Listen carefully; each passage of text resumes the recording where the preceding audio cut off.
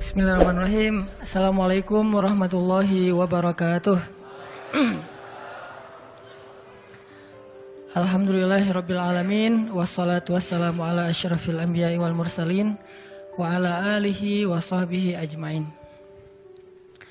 Teman-teman yang dirahmati Allah Subhanahu wa taala, beda rasanya nih duduk di bawah bareng. Nggak di bawah banget sih. Tadi kita udah dengerin penjelasan dari guru kita Kang Edwin tentang sejarah konflik yang pernah terjadi di masa Rasulullah SAW. Walaupun mungkin konflik batin kita lebih berat kali ya. Konflik batin para jomblo. Saya pengen kita coba membandingkan tentang semangat brotherhood di zaman Rasul dengan brotherhood di zaman kita. Nanti hubungannya dengan materi kita adalah melakukan sesuatu atau memberikan sesuatu itu tanpa ada paksaan. Kayak misalnya kita ngelihat, mungkin kita juga ngerasain semangat brotherhood yang selama ini ada di kita itu kan luar biasa ya, terutama di anak-anak komunitas. Kayak misalnya anak-anak skuter, anak-anak Vespa, itu kan brotherhoodnya tuh sampai saya kalau dengar cerita teman-teman dari skuter, sampai kayak ngerasa, wah subhanallah ya, bisa sampai segitu gitu.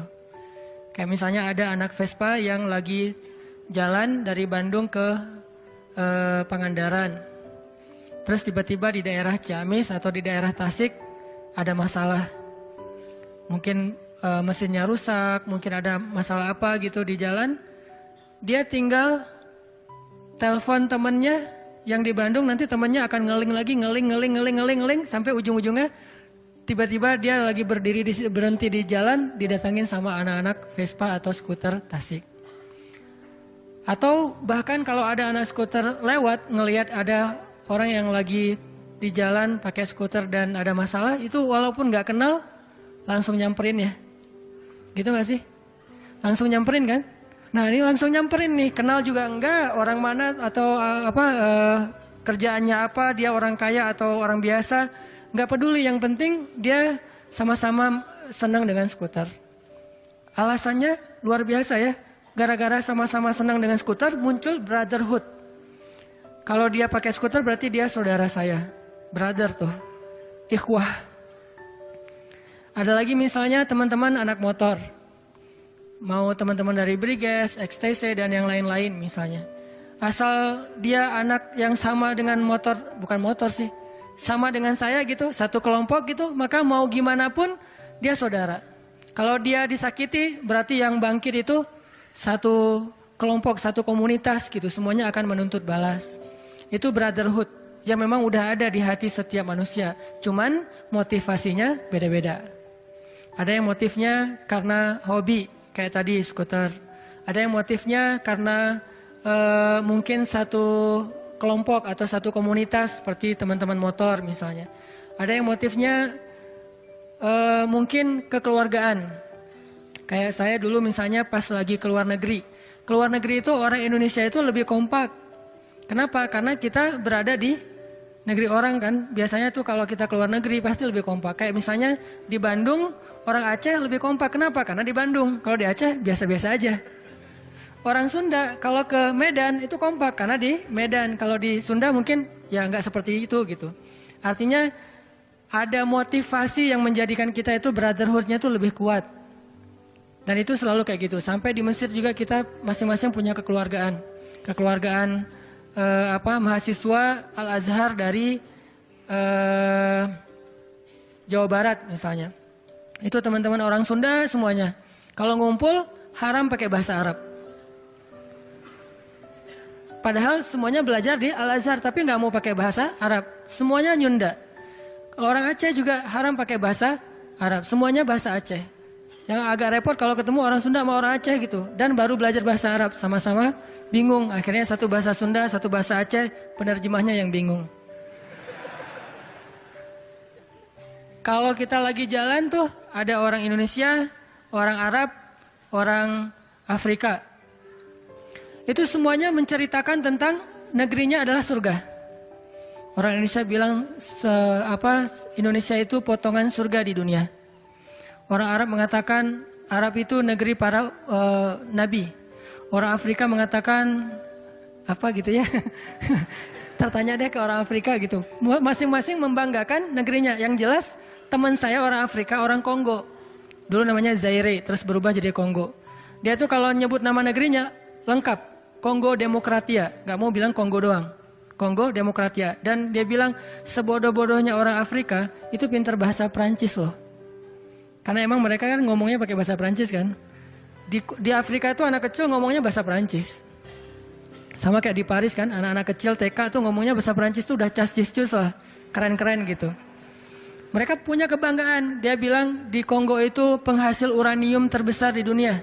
Jadi negara-negara yang kalian sebut hebat, itu ngambilnya uraniumnya dari kami, kata mereka. Jadi semuanya punya kebanggaan-kebanggaan. Ini namanya hamiyah. Ini namanya kebanggaan. Dan hamiyah ini, kebanggaan ini, dan brotherhood ini sesuatu yang legal dalam Islam. Boleh banget orang punya hamiyah, boleh banget orang punya brotherhood. Karena motif-motif yang walaupun bukan motif agama, selama itu positif, itu boleh banget. Cuman, kalau kita punya semangat brotherhood, dalam motif-motif yang selain agama, harusnya motif agama itu lebih kuat. Brotherhood karena skuter, boleh banget. Brotherhood karena teman-teman motor, boleh banget. Brotherhood karena hobi permainan olahraga tertentu, boleh. Apalagi brotherhood karena tanah air atau kebangsaan, itu juga sangat boleh. Sebagaimana para sahabat sangat mencintai negeri mereka, Mekah. Sampai ada yang sahabat sakit gara-gara hijrah ke Madinah, kangen dengan kota Mekah. Kayak Abu Bakar tuh, sampai di Madinah nulis puisi tentang Mekah. Oh Mekah, negeri yang tandus, tapi kangen gitu. Negerinya tandus, susah dapat air, tapi ngangenin. Dan itu sangat boleh, namanya hamiyah. Cuman kalau semua itu boleh, apalagi hamiyah dan ukhuwah ataupun brotherhood dalam urusan agama. Nah kalau brotherhood dalam urusan yang lain tidak disebutkan di dalam Al-Quran ayatnya. Tapi dalam urusan agama, innamal mu'minuna ikhwatun. Semua orang yang beriman itu mu'minun, bukan orang Indonesia, tapi mu'min, lintas negara dan kebangsaan. Innamal mu'minuna ikhwah. Sehingga dalam analogi Nabi yang lain, Nabi udah ngegambarin apa bentuk ukhuwahnya, brotherhoodnya tuh kayak gimana. Bentuk brotherhoodnya itu adalah idzashtaka udwun tada'a lahu sairul jasad bis-sahri wal huma. Kalau ada satu organ tubuh itu yang ngerasa sakit, maka seluruh organnya akan ikut merasakan tidak bisa tidur dan panas dingin. Itu namanya brotherhood. Mungkin kita masih bisa tidur walaupun baru dapat berita tentang saudara kita yang dianiaya di Rohingya. Mungkin kita masih bisa tidur ketika kita lihat ada postingan di IG tentang Suriah, Aleppo, atau tentang Irak, atau tentang Palestina yang sampai kemarin masih nggak boleh sholat sembarangan di dalam masjid mereka sendiri. Mungkin kita tetap bisa tidur. Maka berarti makna nggak bisa tidur di sini tidak harus kita tidak bisa melelapkan mata, cuman nggak tenang gitu. Sahri wal huma atau ngerasa panas dingin, pengen ngelakuin sesuatu. Itu adalah gambaran paling jujur tentang dia itu punya cinta nggak kepada saudaranya. Bukan dengan kata-kata. Kalau kita bilang mereka adalah saudara kita, tapi kita nggak ngerasain apa-apa, itu belum jujur. Karena apa yang ada di hati kita lebih jujur. Kan ada cinta tuh sampai punya telepati ya. Ini kalau ngomongin cinta ya. Cinta ibu kan sampai kayak punya telepati gitu kan. Saya dulu pas di Mesir, rambut saya panjang aja ibu saya minta ditelepon. Bang, telepon mak gitu. Dia pakai SMS ke teman saya. Terus akhirnya saya cari tempat telepon umum yang murah dulu dari antar negara. Telepon, mak ada apa mak? Abang, mak mimpi abang udah panjang rambut ya? Bener mak, panjang rambut aja ketahuan coba. Kan punya basiroh, punya penglihatan yang itu diawali dengan rasa cinta. Abang panjang rambut ya? Ya mak, ya udah potong rambutnya. Siap mak, potong rambutnya. Besok telepon lagi. Kependekan ya potongnya ya. Semuanya dikritisi gitu ya.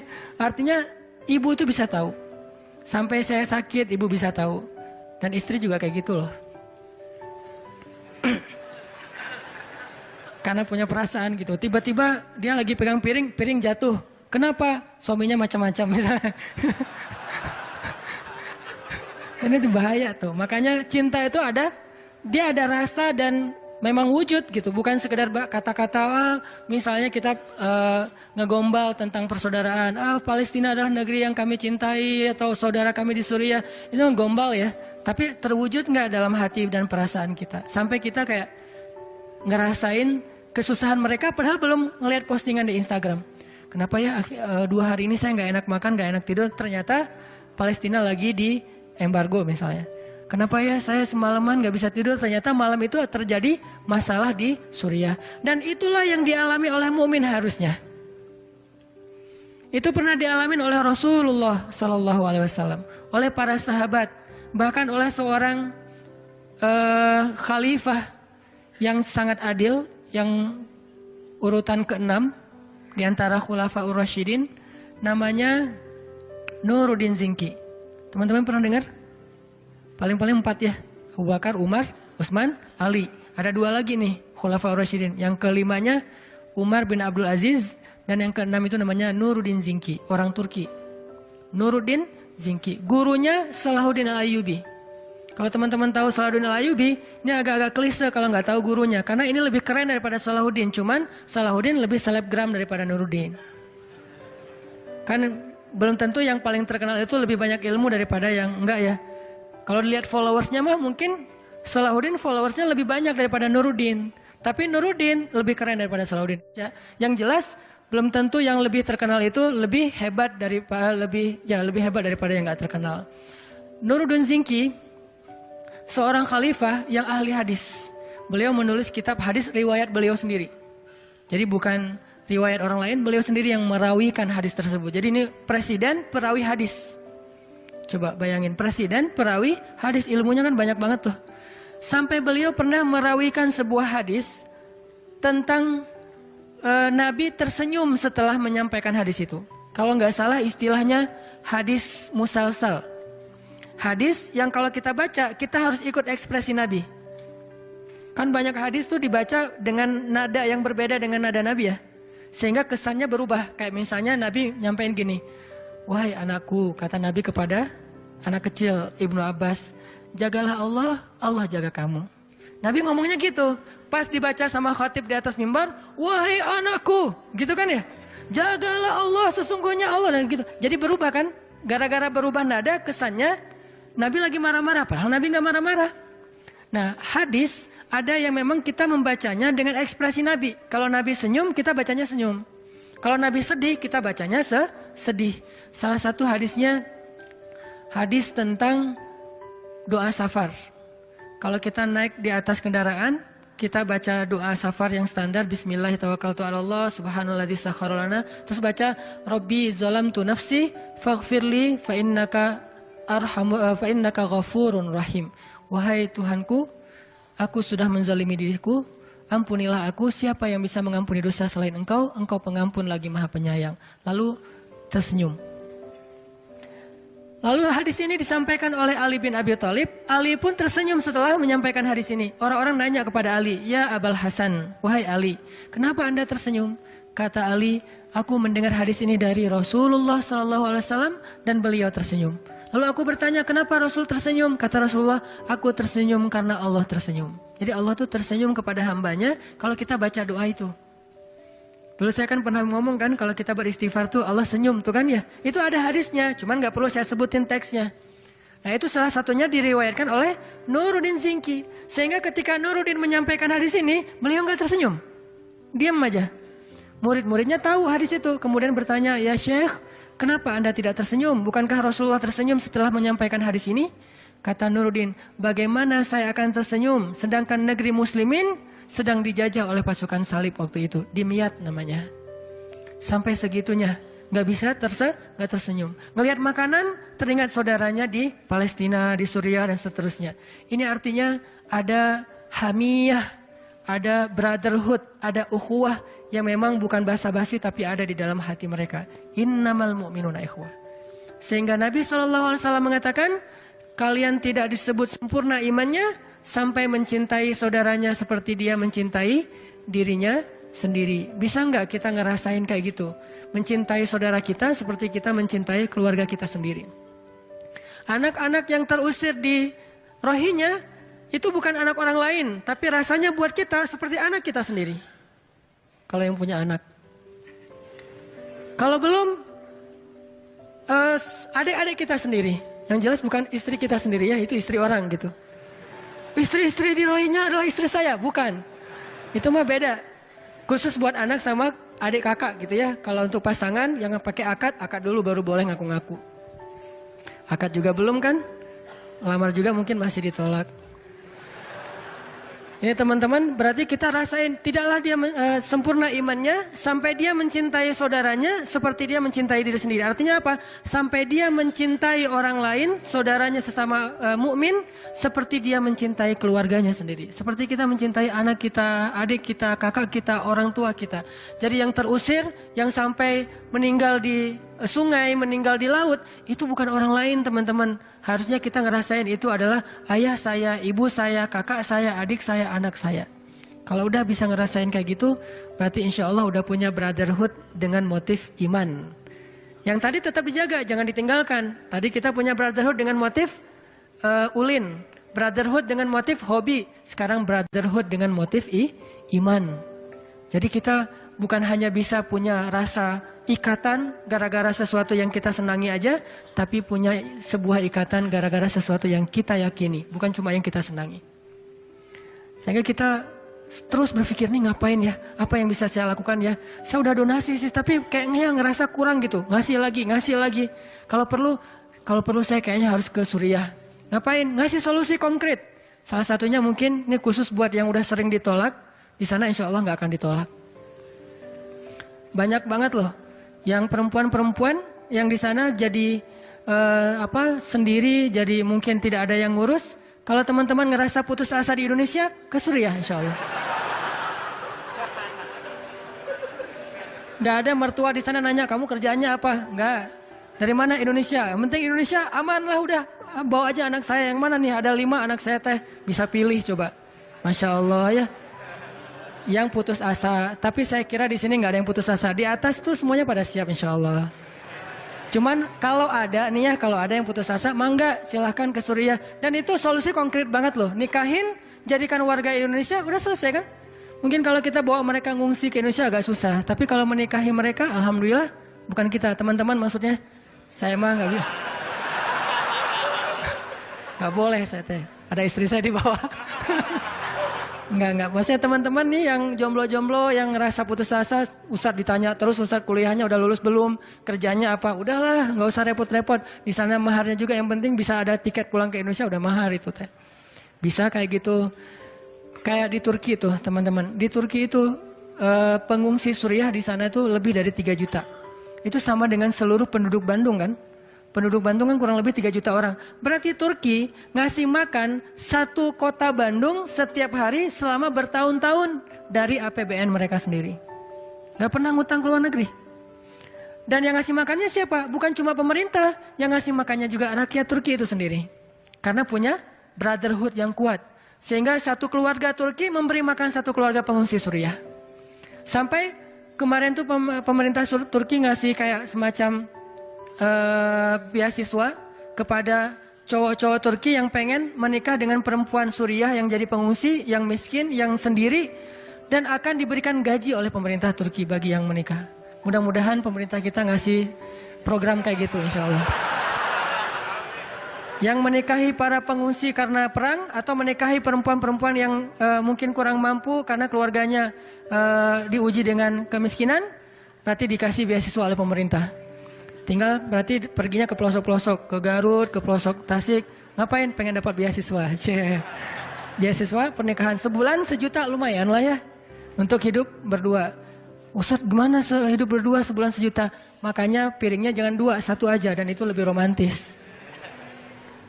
Jadi ternyata pengen romantis itu miskin lebih romantis daripada kaya loh. Kaya satu makan di kafe sana, yang satu di restoran sana. Kalau miskin tetap aja sepiring berdua. Satu warung padang, satu nasi padang bungkus, itu berdua. Kalau perlu ikannya cuma telur setengah lagi tuh. Itu juga berdua. Coba bayangin kan romantis banget kan?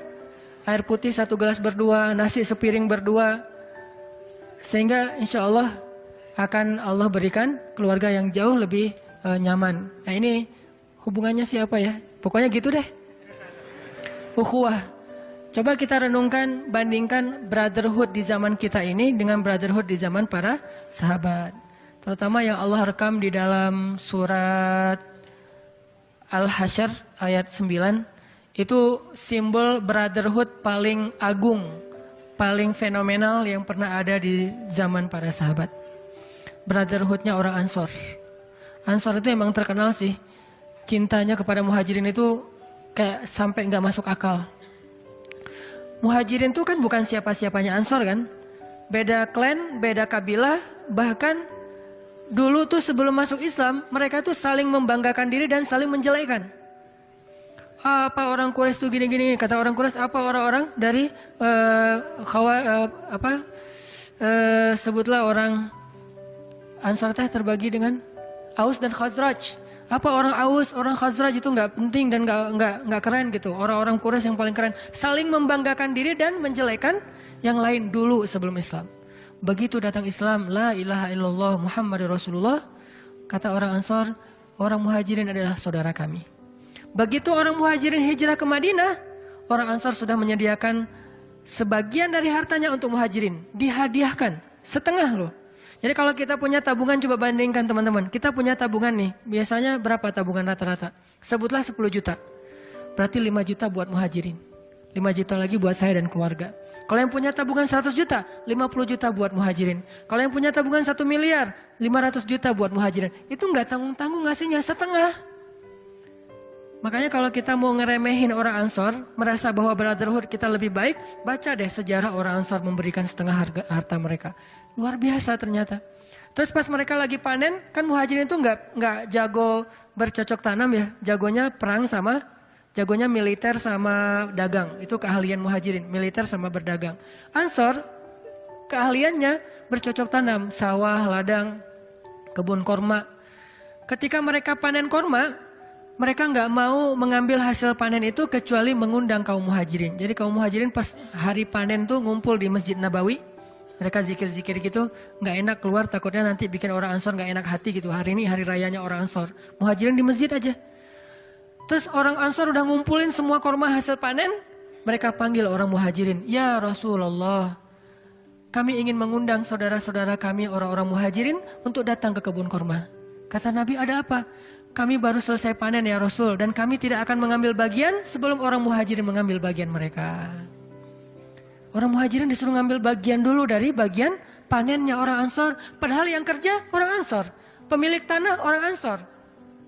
Yang selama ini susah payah orang Ansor. Tetapi ketika udah ada hasilnya, yang manen pun orang Ansor, yang metik buah kurma itu orang Ansor. Semuanya orang Ansor, tapi giliran hasilnya pas mau dibagi, mereka tidak mau mengambil bagian kecuali orang Muhajirin ngambil bagian terlebih dahulu. Ansor, simbol brotherhood yang paling luar biasa. Dan itu mereka lakukan tanpa ada paksaan dari siapapun. Nabi nggak pernah ngancam mereka, nggak pernah memerintahkan mereka harus bagi dua dengan Muhajirin, nggak pernah sama sekali. Nabi cuman mempersaudarakan mereka. Kamu adalah saudaranya dia, kamu adalah saudaranya dia. Terserah setelah itu mau kayak gimana. Sampai orang Ansor kalau ada yang meninggal dunia, warisannya dibagi berdua dengan orang Muhajirin. Jadi kalau bapaknya meninggal, anaknya orang Ansor bagi warisan sama orang Muhajirin. Sampai kayak gitu coba. Ini sampai Allah Subhanahu wa taala di surat Al-Hasyr ayat 9 memuji orang Ansor dengan kalimat yang cukup panjang. Orang Ansor adalah orang yang terkenal dengan ithar, yang mengorbankan dirinya untuk kebaikan orang Muhajirin. Itulah Ansor.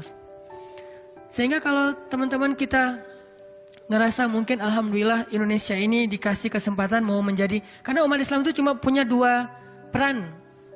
Mau jadi Muhajirin atau mau jadi Ansor. Kalau mau jadi muhajirin yang ada di zaman kita adalah Palestina, Suriah, Irak, Rohingya, Yaman, Somalia. Itu muhajirin zaman kita. Sedangkan kita, Indonesia, Turki, Malaysia, negara-negara Islam yang alhamdulillah aman, berarti kita ditakdirkan Allah menjadi orang-orang yang hidupnya seperti kaum Ansor. Jadi mungkin muhajirin juga istimewa karena orang muhajirin tetap adalah salah satu kelompok yang paling istimewa di dalam Al-Quran. Bahkan Allah menyebutnya minal muhajirina wal ansor. Nggak ada minal ansori wal muhajirin. Minal muhajirin dulu. Kenapa? Karena mereka istimewa dengan kesabaran yang mereka miliki. Sabar banget. Indonesia mungkin kalau dikasih kehidupan seperti muhajirin nggak akan kuat. Alhamdulillah kita ditempatkan dengan kondisi ansor. Negara kita aman, makmur. Alhamdulillah orang-orangnya semuanya punya rasa empati yang besar. Dari dulu kan terkenal gotong royong dan segala macam yang hebat-hebat dari orang Indonesia. Berarti Allah mentakdirkan Indonesia ini jadi ansor. Suriah jadi muhajirin, Rohingya jadi muhajirin, Palestina jadi muhajirin. Mereka diuji dan Allah memberikan kehebatan mereka lewat sabar. Kita tidak diberikan kehebatan lewat sabarnya, tapi diberikan kehebatan lewat persaudaraannya. Kan karena kita dikasih ujian sedikit kadang-kadang gampang ngeluh kan ya. Coba bandingkan ngeluh kita dengan ngeluh anak Suriah aja udah malu kita sama mereka. Anak kecil ngerawat adiknya jadi ayah dan ibu bagi adiknya gak pernah ngeluh. Kalau ditanya gimana keadaan kalian, Alhamdulillah Allah maha baik untuk kami. Mereka masih bilang la ilaha illallah. Lagi dioperasi, lagi dibedah, gak pakai bius, mereka baca Al-Quran. Kita gak akan sesabar itu. Mana ada orang Indonesia yang lagi dibedah baca Al-Quran, diputusin aja jadi gak bisa baca Quran ya. Hari ini diputusin, hari ini lupa 1 juz. Biasanya one day one juz nih. Pas diputusin, one day 0 juz gitu. Zong gitu jadinya. Kenapa? Kita nggak sesabar orang-orang muhajirin. Berarti kelebihan kita apa? Kelebihan kita itu di bab ukhuwah. Bukan di bab sabar. Bukan di bab sabarnya, tetapi persaudaraannya. Sehingga kalau kita diberikan nikmat menjadi orang Madinah, tapi tidak mengambil peran sebagai orang Ansor, na'udzubillah, mungkin Allah akan mencabut nikmat itu dari kita. Sehingga kita tidak menjadi Ansar, tidak pula menjadi Muhajirin. Berarti kalau tidak menjadi salah satu di antara keduanya, tidak ada jaminan apa-apa nanti di akhirat. Kita tinggal milih. Kalau saya sih, untuk iman saya sekarang belum sanggup memilih peran Muhajirin. Saya mah milih Ansar aja semampu saya. Tapi kalau Allah takdirkan jadi Muhajirin, ya radina billahi robba, sami'na wa ata'na. Cuman kalau disuruh pilih, kayaknya lebih nyaman milih jadi Ansar aja deh. Kita bantu, kita tolong, kita bersaudara, kita empati, kita lakukan sesuatu. Kita jangan cuma berpangku tangan, nonton doang berita di TV. Tapi kalau diuji kayak mereka, kayaknya nggak akan sanggup. Saya nggak kebayang diuji seperti kehidupan orang Suriah. Orang Palestina yang turun-temurun anaknya lahir dalam keadaan terjajah. Kita dulu pernah terjajah 300-an tahun. Artinya dari satu generasi ke generasi yang lain, hidupnya sebagai orang yang terjajah nggak merdeka. Tapi Alhamdulillah sekarang kita hidup di zaman yang berbeda. Udah merdeka, Alhamdulillah diberikan negeri yang luar biasa, diberikan kehidupan berbangsa yang luar biasa. Tinggal kita mau nggak mengambil peran orang-orang Ansor. Ustadz, kita juga susah. Nah, baca lagi kisah Ansor. Emangnya orang Ansor itu kaya semua? Nggak semua kaya. Bahkan ada orang Ansor yang sangat fakir, bukan miskin lagi teman-teman. Bahkan fakir, tapi dia tetap menolong muhajirin. Yang saya sering ceritakan, ada orang muhajirin baru hijrah, terus belum makan, kata Nabi, siapa yang mau berdagang dengan Allah? Seorang laki-laki Ansar angkat tangan, saya Rasulullah, ana ya Rasulullah. Dibawa pulang laki-laki muhajirin ke rumahnya. Disuruh tunggu di luar rumah, rumahnya kecil. Dia masuk ke rumahnya, dia tanya ke istrinya, wahai istriku, mah di rumah ada makanan enggak? Kata istrinya, ada 1 roti jatah anak-anak makan malam. Dari tadi siang mereka belum makan. Kata suaminya, mah boleh nggak kalau roti itu dikasih ke tamu kita? Orang muhajirin, kasihan, baru hijrah, belum makan beberapa hari. Kata istrinya, tapi itu jatah anak-anak. Bisa nggak anak-anak kamu bawa tidur, diceritain cerita-cerita pembawa tidur supaya mereka tertidur. Kalau mereka udah tidur, nanti kita kasih makan roti ini untuk tamu kita. Boleh nggak mah? Nggak maksa, cuma nanya doang. Dan istrinya mengatakan, sami'na wa ata'na. Baik. Tunggu ya, saya bawa anak-anak tidur dulu. Anak-anak ayo kita ke kamar, tidur gitu. Tidur diceritain, dibelai-belai kepala mereka, sampai akhirnya mereka lupa dengan rasa laparnya, tidur nih. Udah tidur, keluarlah istrinya membuatkan roti itu, ditaruh di ruang tamu. Ditaruh di ruang tamu, kata suaminya, nanti matikan lampu, biar saudara kita muhajirin makan sepuasnya tanpa merasa tidak enak karena kita nggak ikut makan. Matiin lampunya, silakan makan dalam gelap-gelap gitu. Mereka kayak kecap-kecap gitu pura-pura makan. Makan, udah selesai, mereka gini-gini padahal nggak makan apa-apa. Gimana rasanya? Alhamdulillah ini makanan terenak yang saya makan selama ini. Karena udah berapa hari nggak makan. Udah selesai itu dikasih tempat tidur, mereka tidur di luar. Ini Ansor bukan orang kaya, bukan orang yang punya kebun kurma, bahkan fakir. Makanan anaknya aja dari tadi siang diirit-irit supaya bisa makan malam bareng dengan keluarga, dengan ayahnya. Tapi anaknya sehari itu jadi nggak makan demi muhajirin. Kita mungkin nggak akan sampai gitu-gitu amat. Kita nggak berkorban dengan roti kita paling-paling berkorban dengan pulsa dan kuota kita doang. Paling parahnya nih, kalau kita pun harus ngasih yang bukan lebih, pas-pasan, paling-paling kita berkorban dengan pulsa kita. Yang tadinya pengen mungkin ngedownload sesuatu, yang tadinya pengen nonton YouTube, yang tadinya pengen berbagi pulsa tethering sama si dia, misalnya jadi nggak bisa tetheringan gitu kan ya. Ya udah nggak apa-apa deh, siapa tahu nggak bisa tetheringan tapi bisa akad, kan lebih bagus kan? Kenapa kok bisa akad tiba-tiba diterima? Gara-gara siapa yang menolong saudaranya, Allah tolong dia. Ini cara paling gampang tuh untuk menolong diri kita, tolong orang lain. Jadi jangan berpikir orang Ansor itu kaya semua baru menolong muhajirin. Sehingga orang Indonesia harus makmur semuanya, harus kaya semuanya baru mau menolong orang Rohingya. Enggak. Justru kalau kita pengen, insya Allah berkah harta kita tolong orang lain. Allah akan berikan keberkahan. Jadikan sedekah itu seperti hobi. Duh, hari ini nggak enak hati nih, kenapa? Belum sedekah. Cia. Hari ini nggak enak hati, kenapa? Belum main skate, belum main sepeda, belum lari-lari misalnya yang senang indoor runners atau parkour dan segala macam. Aduh, lagi bete nih, kenapa? Belum off-road, belum touring. Kenapa bete? Belum sedekah. Setiap hari kita berpikir, hari ini bantu siapa ya? Hari ini bantu siapa ya? Kalau nggak bisa sedekah dengan harta, minimal kita bersedekah dengan pulsa. Gimana bersedekah dengan pulsa? Kita ngeling ke orang yang mampu. Tapi saya yakin dengan kehidupan kita di Indonesia nggak mungkin juga nggak bisa bersedekah walaupun cuma 5.000, 10.000. Ustadz, saya adanya cuma segini. Mudah-mudahan selama itu bukan kebutuhan darurat kita, hanya untuk makan. Ya udah, hari ini saya puasa, jatah makan siang saya Rohingya. Berapa jatah makan siang? 10.000 Rohingya. Sehingga hari ini makan siang saya pakai berpuasa. Udahlah, dapat pahala puasa plus dapat pahala sedekah. Dan 10.000 kita yang gara-gara kita emang pas-pasan, itu mungkin nilainya di mata Allah lebih besar daripada 1 juta bagi orang yang berkelebihan harta. Jangan lihat angkanya, lihat pengorbanannya. Ada orang yang 1 juta nggak berkorban, itu lebih. Bahkan dia punya miliaran, 1 juta itu nggak berasa buat dia. Emang saya sedekah? Iya Pak, 1 juta gede loh Pak. Oh nggak berasa ya, saking dia sekali ngeluarin, digesek sekali bisa 5 juta, 10 juta nggak berasa buat dia. Karena dia sekali beli baju mungkin harganya berapa puluh juta, beli tas, dia benerin mobil atau dia salonin mobil udah habis berapa.